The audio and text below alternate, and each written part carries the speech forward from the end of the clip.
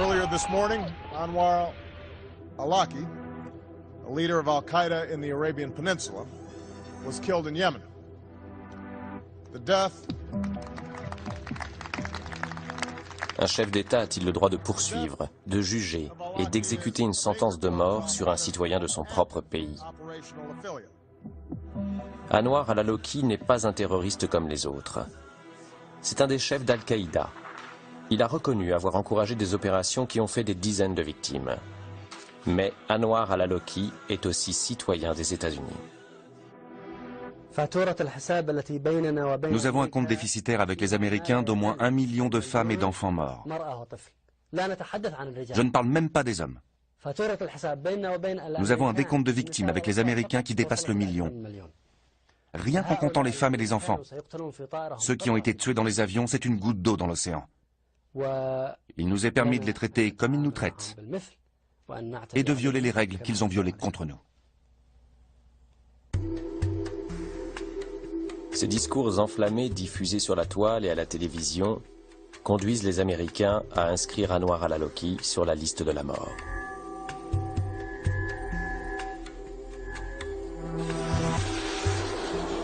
Quand sa famille l'apprend par des fuites dans la presse, elle engage des poursuites judiciaires contre le président des États-Unis.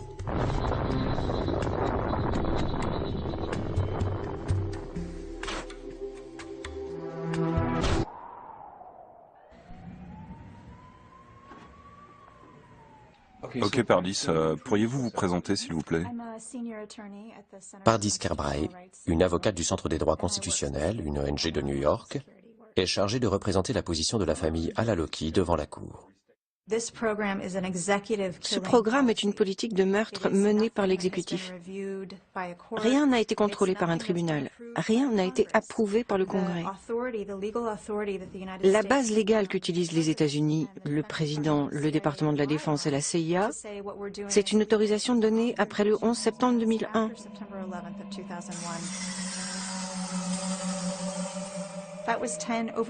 C'était il y a plus de 10 ans.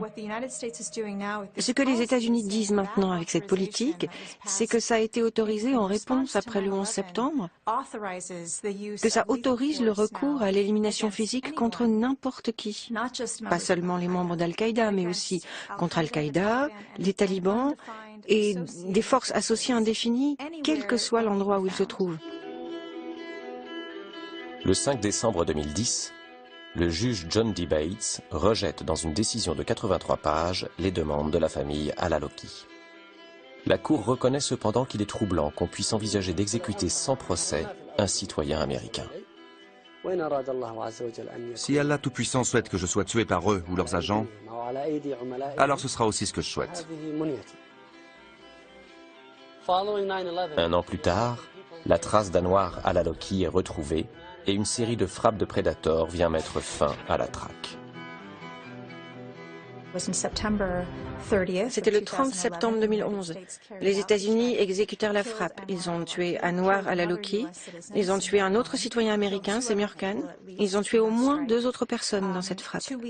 2 semaines plus tard, ils effectuaient une autre frappe au Yémen, qui tua le fils d'Anwar al-Awlaki, un citoyen américain de 16 ans, Abdulrahman al-Awlaki, son cousin yéménite de 17 ans, et au moins 5 autres personnes qui étaient assises dehors pour dîner. Et il n'y a eu absolument aucune prise de responsabilité pour aucun de ces assassinats, pour aucune des personnes tuées, et en particulier pour les citoyens américains tués par leur propre gouvernement. C'est un monde très effrayant. Quand nous voyons un chef d'État qui dit « Nous nous réservons le droit de tuer qui on veut, où on veut, quand on veut, pour des raisons que nous allons garder secrètes, et vous ne pouvez pas examiner l'affaire avant ou après », c'est vivre dans un monde assez effrayant. Et vous pouvez parier qu'il ne faudra pas beaucoup de temps avant que d'autres gouvernements suivent la même voie. Et il me semble que c'est un terrain glissant sur lequel on s'avance déjà à vitesse grand V.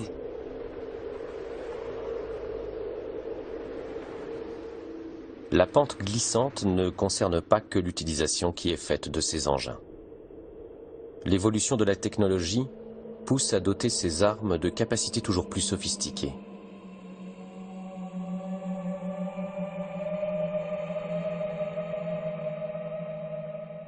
Le CERAM est un canon qui détruit en vol les missiles ou les munitions de mortier.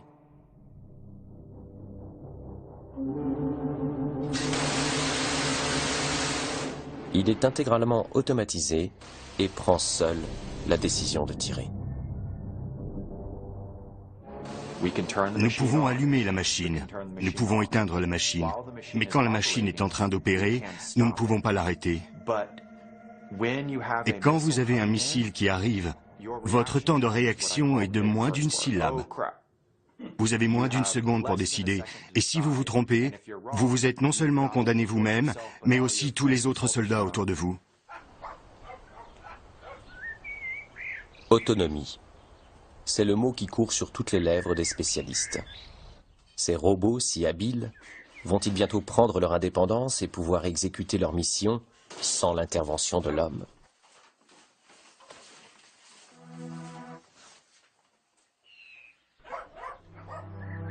Noël Charquet est professeur de robotique à l'université de Sheffield, en Grande-Bretagne. Il sait ce que préparent les chercheurs militaires. Ce qui m'inquiète le plus avec les drones, ce n'est pas tellement quand l'homme a une place dans le circuit, mais plutôt les futurs projets d'autonomie. Ce qui veut dire que les drones vont pouvoir sélectionner leurs propres cibles et les tuer. Et il semble que cela sera nécessaire dans le futur, si vous combattez une armée sophistiquée. Parce que la première chose qu'ils feront, ce sera de brouiller tous vos signaux. Donc vous n'aurez plus de retour, vous ne serez plus en mesure de contrôler vos drones et ainsi de suite.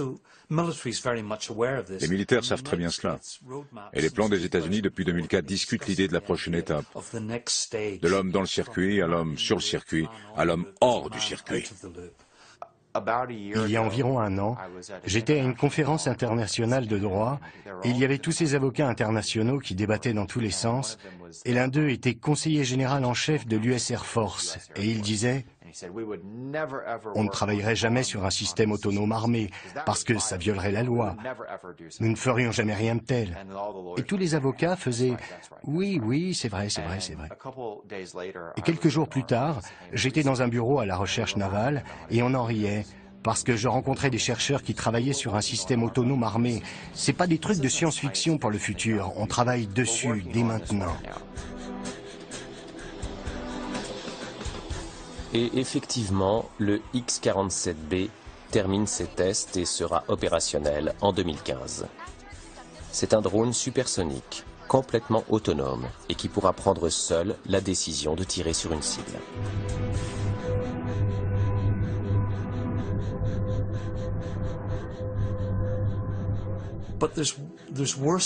Mais il y a pire que ça.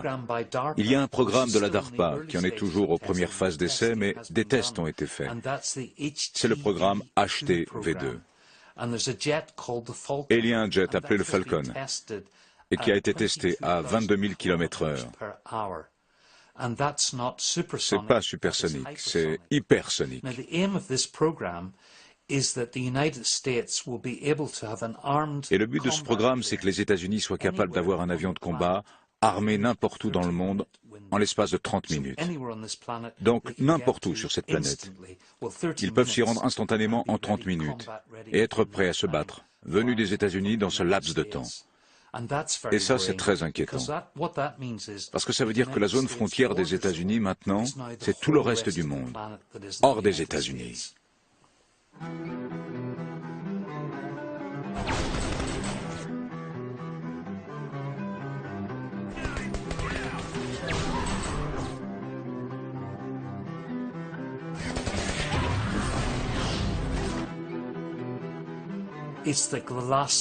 C'est la dernière étape de l'industrialisation. La révolution industrielle, c'est industrialiser la guerre, la rendre très propre. Une usine de mort, où les robots peuvent aller tout détruire et tuer sans que des gens soient vraiment impliqués.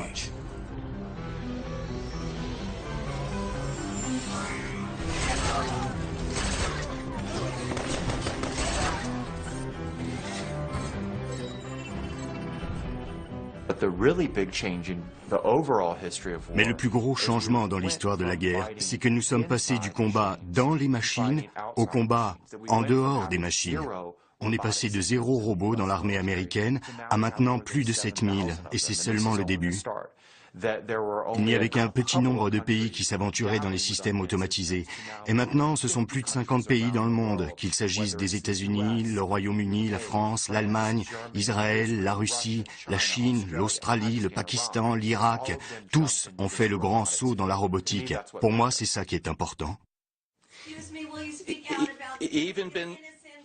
Face à cette prolifération, une résistance s'organise. Je parle au nom des victimes qu'on tue avec nos drones, au Yémen, au Pakistan, en Somalie. Je parle au nom de ces victimes innocentes. Elles méritent vos excuses, Monsieur Brennan. Medea Benjamin est familière des actions d'éclat. Ici, la militante de la cause pacifiste interpelle Paul Brennan, alors le chef de l'antiterrorisme d'Obama. Je parle au nom d'Abdul Rahman Al-Aloki, un natif de Denver âgé de 16 ans, tué au Yémen juste parce qu'on n'aimait pas son père. Je parle au nom de la Constitution, je parle au nom de la légalité. J'aime mon pays. Vous nous mettez en danger en tuant tant d'innocents à travers le monde. Honte sur vous!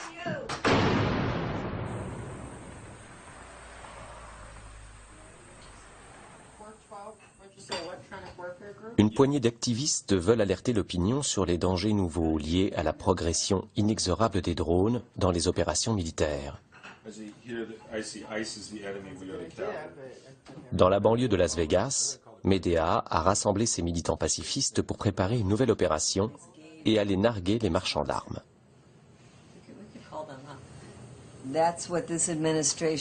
C'est ce que cette administration a dit, que capturer des gens, c'est chiant. Vous ne savez pas où les mettre, vous ne savez pas quel genre de procès organiser, et que faire d'eux s'ils sont innocents, alors que les tuer, c'est facile. S'ils sont innocents, eh bien, tant pis, c'est trop tard. Les blessures du 11 septembre 2001 n'en finissent pas de se refermer. Trouver et tuer Ben Laden a été un grand succès pour l'administration Obama. Mais dans le même temps, le président n'a jamais réussi à fermer la prison de Guantanamo. Fermer Guantanamo, la première grande promesse de celui qui a reçu le prix Nobel de la paix quelques semaines après son arrivée à la Maison-Blanche. Malgré tous les efforts de son équipe, Obama n'est jamais parvenu à obtenir que les prisonniers soient jugés et condamnés, ou acquittés et renvoyés chez eux. Ils restent enfermés dans les limbes juridiques de l'enclave américaine à Cuba. Ça m'a fasciné quand j'ai initié des poursuites avec 2 autres avocats contre Guantanamo. La droite nous a dit c'est absurde de parler de droits de l'homme pour des terroristes.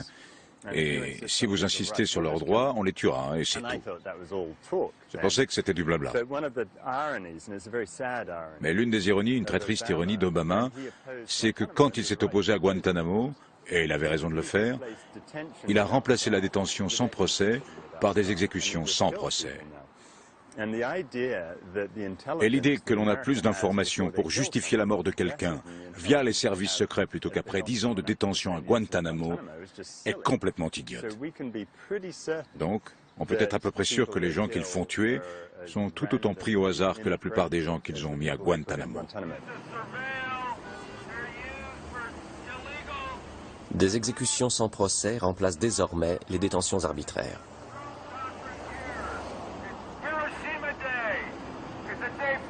C'est un jour pour la paix. Ce n'est pas un jour pour célébrer les nouvelles technologies d'armement. Toutes ces machines robotisées montrent que s'ils peuvent les fabriquer, ils les fabriqueront, même si la sagesse impose de ne pas le faire. Et c'est pour ça que nous essayons de dire qu'on doit arrêter de développer ces machins. C'est pas parce qu'on sait les faire qu'on doit les faire. Parce qu'il ne s'agit pas seulement de fabriquer des petits robots, c'est aussi faire les petits capteurs, c'est faire les composants.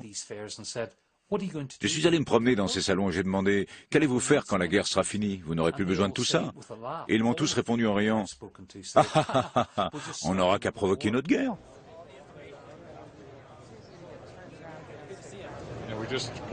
On est juste en train de développer une unité de 4 avec 12 avions. Les soldats s'entraînent. En Afghanistan? En vol, ils effectuent 4 ou 5 missions par jour. Tout ça? Ouais, ils volent jusqu'à 70 heures par jour. Et vous faites beaucoup de morts? Comment pouvez-vous le savoir? Le nouveau système a fait sa première sortie la semaine dernière. Celui qui avait été installé avant est utilisé par les forces spéciales. Et ils tuent avec. Vous ne pensez pas que les fabricants d'armes ont une responsabilité? Notre responsabilité est de soutenir ce que le pays soutient. Nous sommes en guerre, monsieur. Merci de m'avoir parlé. Ouais. La fierté du marchand d'armes. Quand les morts s'accumulent, c'est que le produit est de qualité. Dernière lumière du salon, dernière esclandre des antidrones. La nuit tombe sur Las Vegas et la fête est finie. Il est temps pour nous de passer de l'autre côté du miroir et de découvrir la réalité au Pakistan.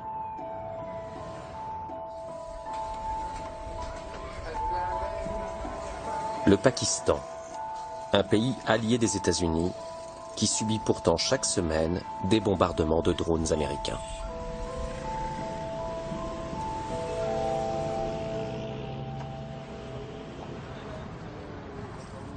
Shahzad Akbar est un avocat qui a décidé de combattre les drones sur le terrain judiciaire. Il engage des poursuites depuis 2 ans contre les États-Unis et les responsables de la chaîne de la mort. En leur donnant des compensations, ce que nous voulons faire, c'est remettre les gens des zones tribales en confiance avec la société, qu'ils croient en leurs institutions, que leurs tribunaux puissent leur rendre justice, qu'ils n'aient pas à tuer pour se rendre justice, comme le fait l'Amérique en tuant des gens illégalement à cause de ce qui leur est arrivé le 11 septembre.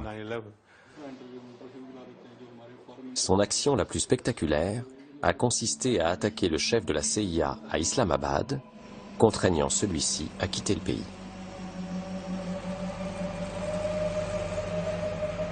Malgré son départ précipité, Shahzad ne compte pas en rester là. Si le jugement est prononcé en notre faveur, ça veut dire que nous aurons un mandat d'arrêt international contre cette personne qui a été directement impliquée dans les frappes de drones. Medea Benjamin soutient les efforts de Shahzad et elle a amené un groupe de pacifistes américains pour échanger avec des représentants du Waziristan. Le Waziristan est la province pakistanaise qui, pour son plus grand malheur, longe la frontière avec l'Afghanistan. Shahzad a convaincu ses chefs tribaux de venir témoigner de leur deuil face à ces Américains, dont ils craignent quotidiennement les bombes et les missiles. Le 17 mars 2011, on rapporte que cette frappe a tué environ 50 personnes, tous des civils, et la plus grande partie étaient des personnes âgées des tribus. Shahzad ouvre le dialogue et traduit les propos des uns et des autres. Le fossé culturel reste palpable.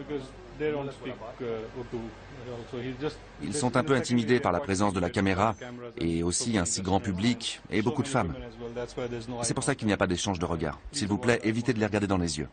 Commençons par nous présenter. On doit éviter leurs yeux, donc ne pas les regarder directement? Non, vous pouvez les regarder, mais pas dans les yeux. Évitez le contact direct. C'est une demande qu'ils ont faite par respect, de garder les yeux baissés. La première raison pour laquelle je suis venu, c'est pour présenter mes excuses au nom des citoyens américains pour ce que mon pays a fait à vos vies. Je sais que c'est une petite chose, mais c'est tout ce que je peux faire. Deuxièmement, je voudrais vous demander, messieurs, si vous aviez un drone, que feriez-vous avec? Si j'avais des drones ou tous ces trucs, je ne bombarderais pas le peuple américain. Par contre, je ne me gênerais pas trop avec la CIA ou la Maison Blanche d'Obama.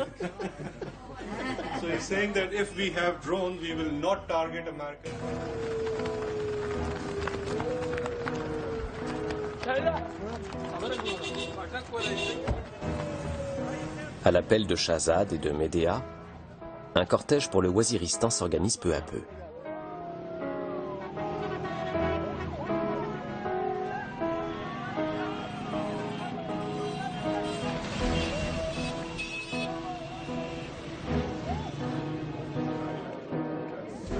Il retrouve bientôt Clive Stafford Smith, un avocat spécialisé dans la défense des détenus de Guantanamo.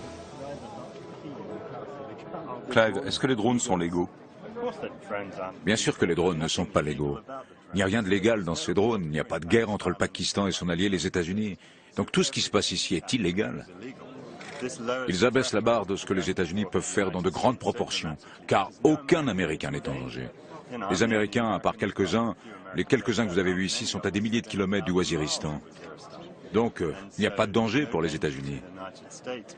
Des gens sont assis dans le Nevada à jouer à des jeux vidéo avec les vies de gens du Waziristan. Et c'est ça la limite. Les États-Unis n'enverraient jamais de bombardiers F-16 au Waziristan. Et ce ne serait pas politiquement possible, mais ils peuvent le faire avec des drones. C'est ce qui rend ces machins si dangereux.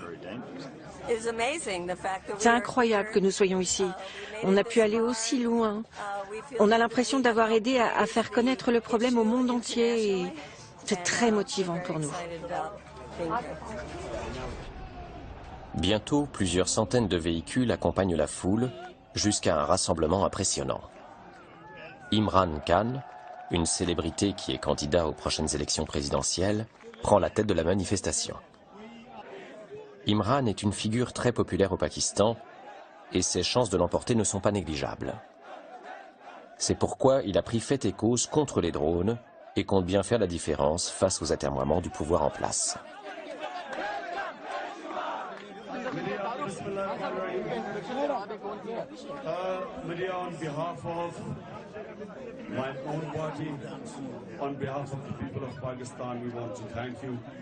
We want to thank all of you of braving. People of Pakistan will always remember you. Thank you.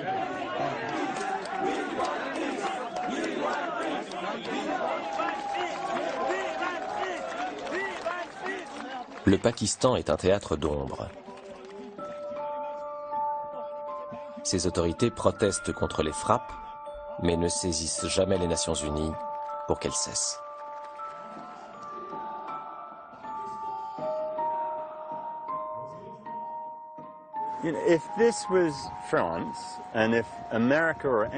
Si c'était la France, et que les États-Unis ou n'importe qui d'autre faisait voler des drones vers vos villes et lançait des missiles sur quiconque s'y trouve, ce serait la Troisième Guerre mondiale.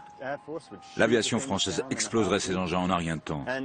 Et vous savez, quand le gouvernement pakistanais dit qu'ils font tout ce qu'ils peuvent, on sait que ce n'est pas vrai. On ne comprend pas très bien quelles sont leurs motivations et je dois dire qu'elles sont assez complexes. Soit ils ont peur des Américains, soit ils reçoivent beaucoup d'argent des Américains, soit ils ne veulent rien faire. J'ai eu une conversation avec un membre de l'élite pakistanaise qui m'a dit, en toute honnêteté, les Américains nous donnent tellement d'argent. Qu'est-ce qu'on a à faire de 3000 personnes au Waziristan? Ils peuvent en tuer encore plus si ça leur fait plaisir. C'est une attitude incroyablement horrible. Et je ne dis pas que tout le gouvernement pakistanais partage cet avis. Je pense qu'il y a des gens honnêtes qui s'y opposent. Supposons que les drones tuent quelques militants sans grade au Waziristan. Qu'est-ce qui motive les États-Unis pour dire « nous étions en position de légitime défense parce qu'ils ont des idées saugrenues qui leur traversent l'esprit » bien qu'on ne puisse pas leur faire de mal aux Américains, vu qu'ils se trouvent à des milliers de kilomètres du Waziristan. Au nom de la légitime défense, nous voulons les tuer parce qu'ils font de mauvais rêves pour les USA. C'est aussi bête que ça. Le nombre des attaques au Pakistan est déjà en baisse. Mais même si Medea et ses amis parviennent à leur fin, d'autres drones feront bientôt leur apparition. L'industrie a bénéficié à plein des guerres d'Irak et d'Afghanistan. Son nouvel objectif est de ramener les machines testées sur les champs de bataille pour que demain, dans le ciel des démocraties occidentales, elles sécurisent les frontières et combattent criminels et terroristes. Les lobbies se mettent en place pour convaincre le public d'apprendre à aimer les drones qui bientôt survoleront nos métropoles. Bonjour, je suis Henry Cuellar. Bonjour, je suis Buck McKeon. Buck McKeon et Henry Cuellar sont les deux députés chargés par l'industrie des drones de vendre leurs engins aux parlementaires américains. Nous faisons face à une réalité nouvelle, à une soudaine augmentation de la violence le long de notre frontière sud. Le drone à tout faire arrive près de chez vous. Trafic de drogue, immigration illégale, manifestations, comportements asociaux. Il garde un œil sur tout.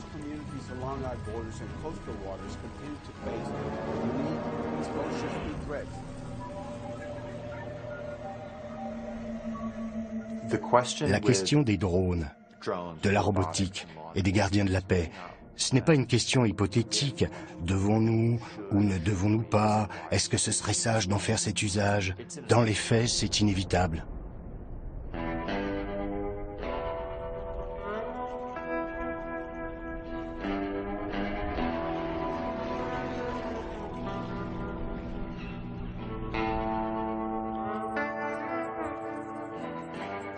À Creech, un temple dédié à la déesse Sekhmet a été érigé en bout de piste de la base aérienne.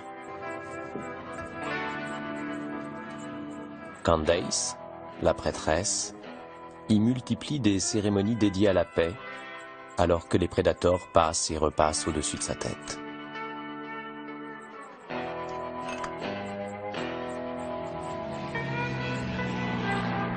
Bientôt vendu partout dans le monde, et à la France en particulier, les prédateurs ont déjà gagné leur guerre. La guerre pour rendre acceptable la distribution par un État d'une peine de mort aseptisée et mondialisée.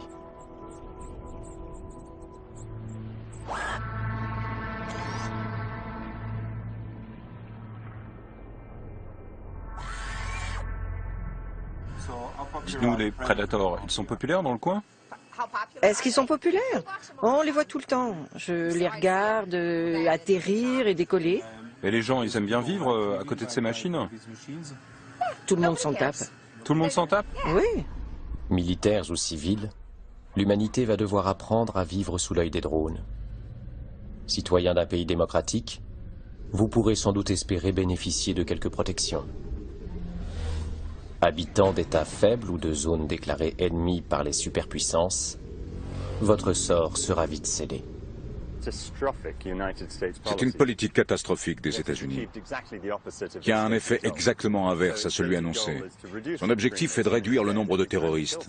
Mais à chaque fois que vous tuez quelqu'un, vous créez un nouveau groupe de gens qui vous haïssent. Et vous augmentez l'extrémisme. Mais cela ne se produit pas seulement au Waziristan. Ce que le Pentagone a du mal à comprendre, c'est qu'il n'y a personne au Waziristan qui soit capable de menacer les États-Unis. Mais si vous continuez à tuer des gens de cette manière hypocrite, vous faites monter la colère de gens partout dans le monde, y compris aux États-Unis. Par exemple, le poseur de bombes de Times Square, si vous vous souvenez, a lui-même affirmé que la raison pour laquelle il voulait faire exploser Times Square, c'était justement la campagne des frappes au Pakistan. C'est comme cela qu'on exporte le terrorisme aux États-Unis et en Europe, d'une manière qui serait impossible autrement. C'est la politique la plus ridicule qui soit, car cela crée des terroristes chez nous, en Grande-Bretagne et en Amérique. Des gens qui sont tellement en colère qu'ils n'ont pas besoin de venir de Waziristan, car ils sont déjà en Grande-Bretagne et qu'ils commettent des actes terribles ici.